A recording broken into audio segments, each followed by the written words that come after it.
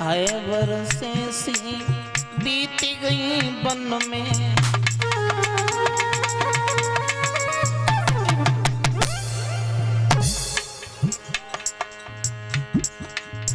ब्रह्मा जी के सिर को भजन में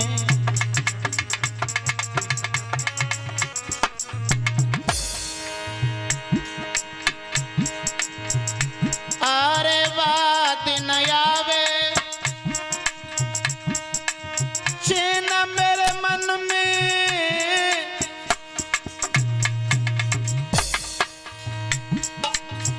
देवी ब्रह्मा जी वरदान रेवर से सीधई है बेताई।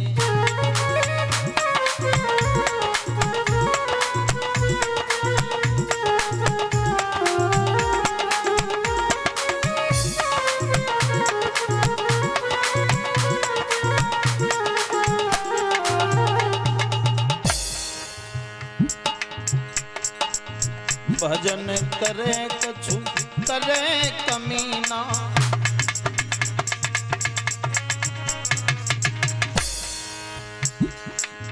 अति बुद्धि से भयो प्रवीणा।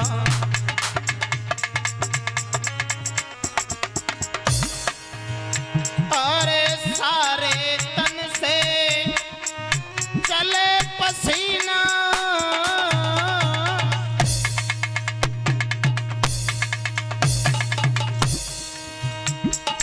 साची कहीं देवेंद्र कुमार आवर से सीधई है बेताई।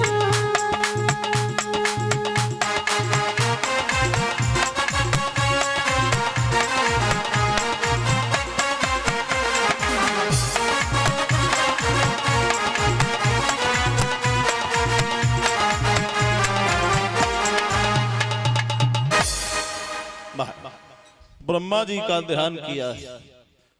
पहले एक पैर के बल खड़ा हो गया, ऊपर की तरफ दोनों हाथ जोड़ लिए। फिर पैर के पंजे के बल खड़ा हो गया। फिर एक पैर के एक अंगूठे के बल पे खड़ा हो गया और एक अंगूठे के बल खड़ा हुआ है। धीरे धीरे धीरे धीरे अपनी श्वास को रोकना इसने शुरू किया और श्वास को जब रोकना शुरू किया है, चारों तरफ उथल पुथल मच गई। देवताओं में हाहाकार मचने लगा। जीव जंतु पशु पक्षी सभी बड़े व्याकुल हुए, भगवान को बुला रहे हैं। दीन बंधु आइए, भगवान का जहां ध्यान कर रहा है अपनी श्वास को रोका।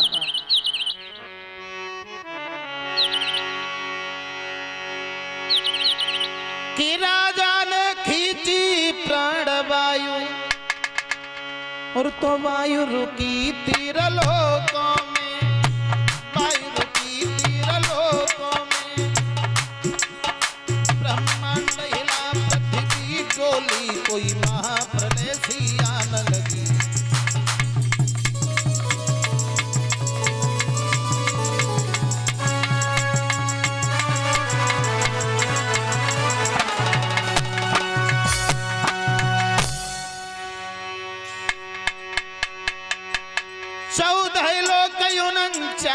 पवन और आठों बस पृथ्वी डोली उठी। आठों बस पृथ्वी डोली उठी। शशि सूर्य हिले तीरलोकन में, कोई महाप्रलय सी आने लगी।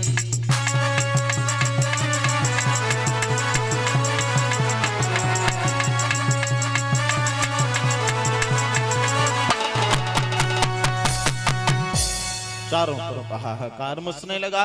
ब्रह्मा जी आए और जवाब दिया, बत्स आंखें खोलो, हम तुम्हारी नियम संयम भक्ति पर बड़े खुश हैं, बड़े प्रसन्न हैं, हमसे वरदान मांगो। वरदान का जो ही नंबर आया, हाथ जोड़ के पैरों पर लेट पड़ा और जवाब दिया, इस दिन का मुझे वर्षों से इंतजार था। अगर आप हमें वरदान देने के लिए आए हैं तो दुनिया की धन दौलत हमें कुछ नहीं चाहिए। बोले जब कुछ नहीं चाहिए तो क्यों यहाँ पर तपस्या कर रहा है? बोले हमें दुनिया की धन दौलत कुछ नहीं चाहिए, तो क्या चाहिए? बोले अगर वरदान देने के लिए आए हो तो हमें केवल एक छोटा सा वरदान दे दीजिए। कौन सा वरदान? बोले हमें अमर बनाए दे। अब ब्रह्मा जी बोले बाबा रे, अमर तो कोई है ही ना, आया है सो जाएगा राजा रंग को फकीर, कोई सिंहासन चढ़े चलो, कोई बंद हो जा तू जंजीर। कोई नहीं अमर है संसार में, सबको जाना है, अमर कोई नहीं है। ये बात सही है मैया, हमारी आपकी तो औकात क्या है? अगर भगवान भी इस धरती पर अवतार लेकर के आए हैं तो उन्हें भी संसार को छोड़ करके जाना पड़ा। मौत से भला किसकी रिश्तेदारी, आज मेरी तो कल आपकी बारी। मौत से किसी की रिश्तेदारी नहीं, किसी की रिश्तेदारी नहीं है मृत्यु से भैया। सबको एक न एक दिन संसार को छोड़ करके जाना ही पड़ता है। जो भी हमें ये सब कुछ दिखाई दे रहा है, ये सब कुछ एक न एक दिन नष्ट ही हो जाना है। जो कुछ भी हमें ये दिखाई दे रहा है, ये एक न एक दिन नष्ट हो जाएगा। जब हम पैदा हुए तो उस वक्त ऐसे नहीं थे, जैसे आज हैं वैसे 10 वर्ष के बाद में नहीं रहेंगे, और जैसे 10 वर्ष के बाद में होंगे वैसे और 20 वर्ष के बाद में नहीं होंगे। परिवर्तनशील है ये शरीर, शरीर में हमेशा परिवर्तन होता रहता है। कभी बाल्यावस्था आई, फिर जवानी आई, फिर धीरे धीरे धीरे धीरे बुढ़ापा भी आएगा। बुढ़ापे के बाद में चले जाएगा, बुढ़ापे के बाद में चले जाएंगे। पैदा हुए थे, किसी का कोई काम भी बिगाड़ देते थे। जब बचपना था किसी का कोई कार्य अगर बिगाड़ देते थे तो कभी कोई डांटता नहीं था, चिल्लाता नहीं था, वो कहते थे बच्चा है। और जब बड़े हो गए कोई गलती हो जाए तो लोग उलाहना देते हैं, और जब और समझदार हो जाते हैं तो लोग पागल कहने लगते हैं। धीरे धीरे ये नष्ट हो जाना है सब कुछ। लाला चली जाएगी जवानी, क्षण भंगुर जीवन की कलिका कल प्रात बुझाने खिले न खिले, मलयागिर की सुच शीतल मंद सुगंध समीर चले न चले, कलिकाल कुठार लिए फिरता तन नम्र पर चोट झले न झले, तसु भजले नाम अरी रसना कलंत समय पे हिले न हिले। क्षण भंगुर, भंगुर का अर्थ होता है नष्ट होने वाला। पता नहीं किस क्षण में नष्ट हो जाए हमारा ये शरीर, कोई नहीं जानता, कोई नहीं जानता। सुबह का सूर्य हमें देखने को मिले न मिले, कहो तो शाम को सो जाएं, सुबह जगाएं, सब घर परिवार वाले जगाते ही नहीं, जगे ही नहीं। क्या भरोसा है, क्या भरोसा है इस जिंदगी का, साथ देती नहीं है किसी का। किसी का जिंदगी का कोई भरोसा नहीं है। और महावीर भैया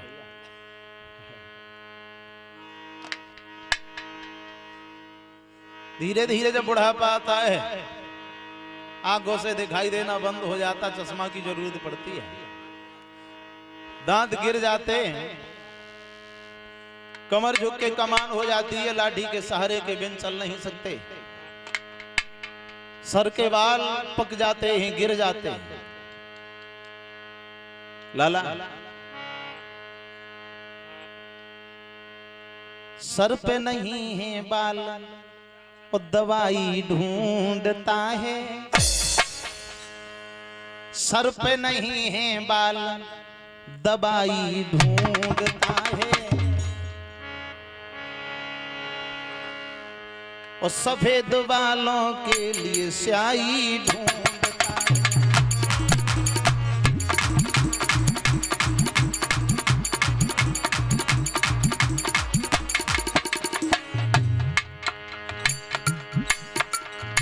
सर पे नहीं है बाल, दवाई ढूंढता है।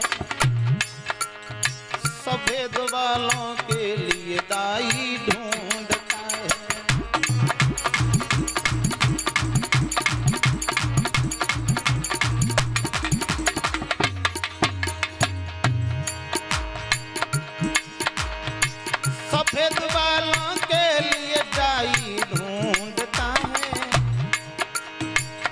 सफेद बालों के लिए डाई ढूंढता है, काले हो गए बाल लोगा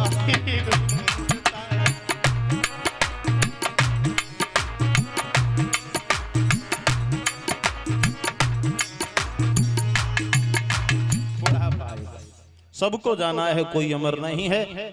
और कुछ हमसे वरदान मांग ले। बोले अगर वरदान हमें देना चाहते हो तो सुनो, न ऊपर मरे, न नीचे मरे, न बाहर मरे, न भीतर मरे, न अस्त्र से मरे, न शस्त्र से मरे, न मानव से मरे, न दानव से मरे। और बोले और सुना, आपने जो एक बरस में 12 महीना बनाए, इन 12 महीनों में भी न मरे। और कुछ बोले आपकी सृष्टि में बनाई हुई किसी भी चीज से हम न मरे। ब्रह्मा ने जवाब दिया ऐसा ही होगा। वरदान देकर के चले गए ब्रह्मा जी। अब आया सबसे पहले सुयोग नगरिया में पहुंचा, और सुयोग नगरिया में पहुंचने के बाद सबसे पहले अपने बहनोई के पेट में तलवार घोंप करके प्राणांत कर दिया। और प्राणांत करने के बाद पहुंचा अपनी राजधानी में, राजगद्दी पर बैठ गया। दूत जल्लाद मंत्री सिपाहियों को बुला करके आदेश देने लगा, सुनो आज के बाद हमारी इस रीछ नगरिया में कोई भी उस विष्णु की पूजा नहीं करेगा। अगर कोई भी विष्णु की पूजा करता हुआ मिल जाए, समझाओ, समझाने से न माने, बीच चौराहे पे ले जाओ, फांसी के फंदे पर जला करके मार दो।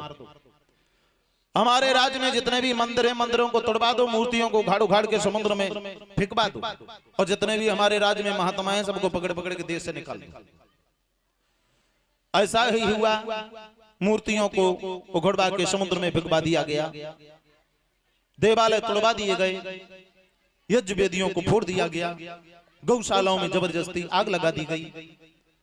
दुष्ट ने इतना अत्याचार किया, इतना अत्याचार किया। एक दिन कहीं बाहर चला गया तो इंद्र ने आकर के रीछ नगरिया की औरतों को बंदी बना लिया, जो कयाधु गर्भवती थी।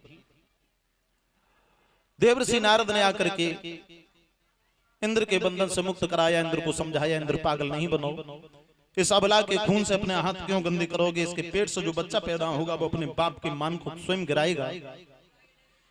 धीरे धीरे धीरे धीरे समय यापन होता चला गया, और जब समय यापन हुआ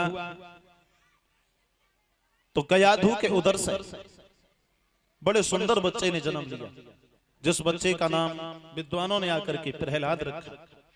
बोलिए भक्त प्रहलाद की।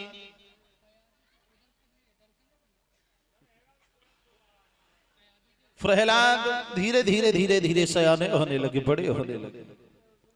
तो माँ तो पिता बालक नहीं बुलावे, और उधर बड़े सोई धर्म सिखावे।